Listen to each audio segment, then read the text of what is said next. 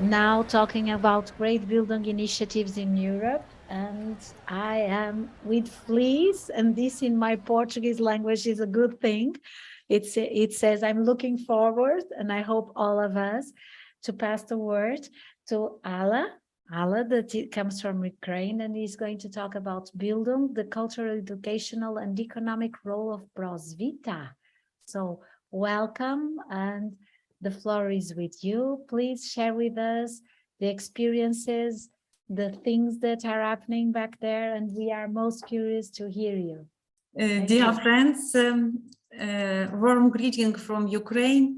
I thank the organizers for invitation and the opportunity to participate in the Global Building Day. Let me introduce myself. I am Alla Shvets. I am from Lviv.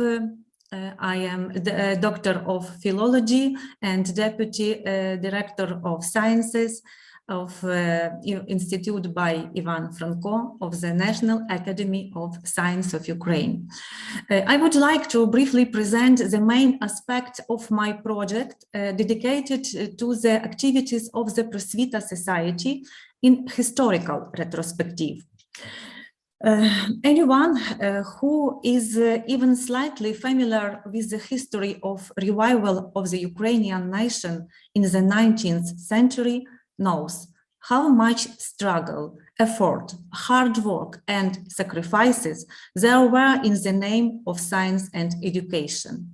And it is importantly that this competition did not come from above, did not take place with the support of the state and authorities, but on the contrary, took place from below as an imminent need for education. And this is a living source and idea of educational work among the people. As the famous Danish educator Frederick Grundtvig said, education creates unity in the people. And this thesis has become a national and cultural maxim, which the Ukrainian nation has witnessed through its own historical experience. And today, Ukraine is experiencing a terrible genocide and linguicide when the Russian occupier brutally tortured Ukrainians, try to destroy our language, culture, and everything that contains the Ukrainian identity. That is why it is so important to rely on our historical experience, which represents the Society of Prosvita with the 155 years history of its activity. This society always sought to unite the nation through science and education. I have to explain the word Prosvita. It is literally translated into English as enlightenment, but unfortunately in modern explanatory dictionaries, it is interpreted as an outdated variant of the term education. So Ukrainian Prosvita establishment on 8 December 1868 in Lviv. It was created as a Ukrainian institution with a broad program for moral, educational, and economic assistance to the people. What were historical and political prerequisites for Prosvita's creation? It emerged as a new pro-Ukrainian popular movement in contrast to the opposition Muscophile movements, which advocated the policy of Russification, opposed the Ukrainian national language and the separateness of the Ukrainian nation. In fact, Prosvita was born in the midst of the young Ukrainian intelligent society, which was aimed at the education of the lower classes, especially peasantry. As you know, at that time, Ukraine did not have its own statehood and was politically divided between two empires. Western Ukraine, that is Galicia, belonged to the Austro-Hungarian Empire, and Great Ukraine to the Russia Empire. Therefore, the political statelessness and lawlessness of Ukraine at that time led to the fact that the Prosvita's members understood that the situation of Ukraine can be changed only by uniting the people through education.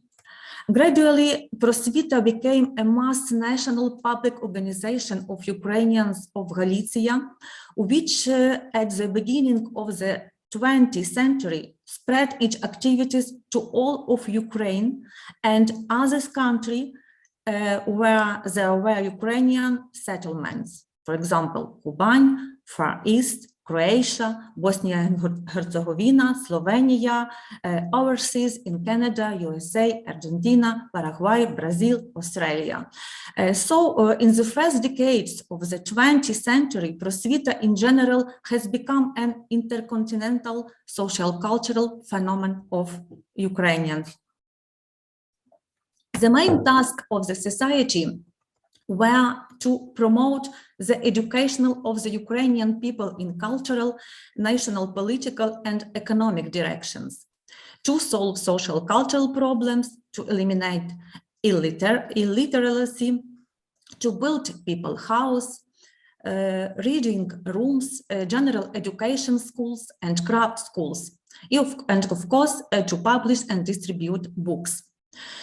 Philosophical and worldview principles of Prosvita were based on the view of the German philosopher and writer Johann Herder, who defined the new ideal of education as a way of climbing to humanity, as a special way of transformation of a person's natural endowment and abilities into a new quality by culture.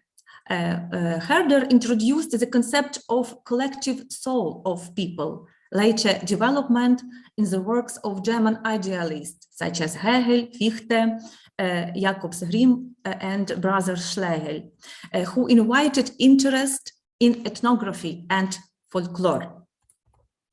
What were the peculiarity and uniqueness of Prosvita? From 1868 to 1939, Prosvita became the only powerful outpost of the national and political life of Ukraine, a unique historical and cultural phenomenon that captured other areas of social life. It is the oldest of the currently existing Ukrainian public organization. In the interwar period, it was the most massive national institution on the territory of Western Ukraine. At that time, it covered more than 500,000 Ukrainians of Eastern Galicia. For example, in 1936, 3 years before its ban, Prosvita had 83 branches, 3,200 reading rooms, 1,200 homes, 3,200 libraries, with a collection nearly 6 million books. More than 2,000 theater groups, more than 1,000 choirs and others. Prosvita had a political and non-party status. The society Prosvita gained great authority in the region, thanks to the policy of establishing reading rooms. It was a special peculiar center of national culture and mindful leisure, which were an important unifying factor of communities. The structure of Prosvita was also interesting. Center headquarters in Lviv, branches were in the districts, and reading room concentrated in the villages. Prosvita's premises were church or public house or rented building. Every year, the sphere of activity Prosvita gradually expanded from education to economic well-being of people. What did Prosvita do? I would like to focus in more detail on various areas of Prosvita's activities. The society paid great attention to the comprehensive constant development of the child outside the school, as this could raise self-awareness, morality, and well-being in the people.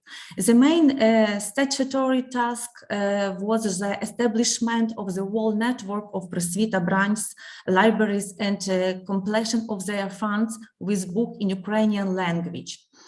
Under the auspices of Prosvita, various school and courses, economic, industrial trade were successfully operating, where those who wished could acquire a certain specialty.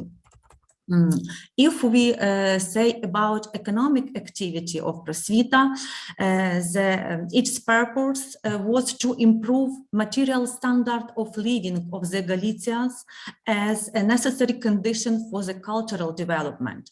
There was an economic and industrial commission that was engaged in dairy farming, horticulture, wine making, cattle feeding, delivery of agricultural implements, seeds, and economic courses. A great attention was paid to the creation of village cash registers and public storage room, rural cooperatives, business courses for peasants. In the trade industrial activities, Prosvita had its own trade department, which was engaged in wagon delivery of grain, oil, coal, and agricultural supplies. Prosvita borrowed experience for the development of industries in other countries, sending Ukrainian specialists there. For example, the famous agronomist Harasevich landed from experience at a dairy school in Denmark, and later, by analogy, founded a dairy union in the entire region. Prosvita also allocated scholarship for the talented youth. This society founded the first Ukrainian vocational schools in the field of economics. Throughout its existence, Prosvita attached great importance to publishing. For 60 years, Prosvita has published more than 1 million titles of various editions. Simultaneously with the publication of popular literature, it's organized a wide network of book distribution in Galicia. Considering to the I would like to say about education conception of Prosvita. Considering to the lack of Ukrainian school, Prosvita took care and defense of the need of national education in Ukraine, from preschool to higher education. This society proposed its concept of educational development and organization of the educational system. In order to educate the people, it is necessary to start with the establishment of public schools, which should arouse curiosity and lead a person to the world on the path of progress. But the active of the public school itself is not enough. It is necessary to consolidate the acquired knowledge during Sunday reading in the repetitive school. Even if a peasant child had finished public school, he cannot be left without further education, because then all acquired knowledge would disappear. Therefore, an important principle of Prosvita of the people is the constant work of the intelligent society, which should help to people acquire, consolidate, and apply knowledges. In addition to Sunday and secondary school, Prosvita established the courses of higher education, which functioned as a people university. Prosvita had its own monetary fund, which was replenished at the expense of membership fees, sponsorship funds, income from the publishing of their own books. So Prosvita was a financial independent organization. That's why from the first day of the 1914, the occupation of Lviv by Russians, libraries, farms, reading rooms were looted, because the invaders considered them the main fire of separatism. Many Prosvita's figures were taken to Siberia. Prosvita was liquidated by the Bolshevik regime in the 1939. On the territory of Ukraine, Society Prosvita was revived at the end of the 1980s. Summarizing what has been said, in the period 1868 to 1939, Prosvita became a global educational, economic, and cultural project of building Ukraine. It united people into one family around education when we didn't have our own state. Today, the renewed Prosvita should become a symbol and a way of our victory, our historical enemy. Thank you for your attention.